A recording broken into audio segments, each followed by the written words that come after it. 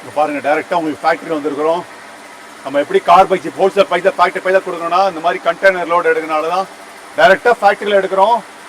பாருங்க, dive 5 different colours வந்திருக்கு. இப்போ சென்னையில் எந்த கடையில் போனாலுமே வந்து இந்த எல்லோ க்ரீன்லாம் ரெட் ஒயிட்லாம் கிடைக்காது. இந்த எல்லோ க்ரீன்லாம் வந்து rare colour, yellow green white.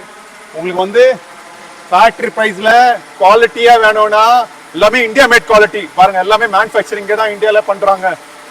உங்களுக்கு அதனால தான் ஒரு வீடியோ எடுக்கிறேன்.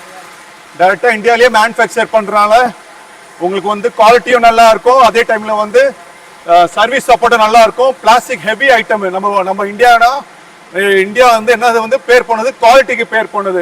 சைனா ப்ராடக்ட் தான் உங்களுக்கு ஃபுல்லாக உடையும், இதெல்லாம் உடையாது. குவாலிட்டி அவ்வளோ நல்லா இருக்கும். உங்களுக்கு ஃபேக்ட்ரி ப்ரைஸ் தான், ஹோல்சேல் ப்ரைஸ் தான் வந்து படம் வந்து பாருங்கள்.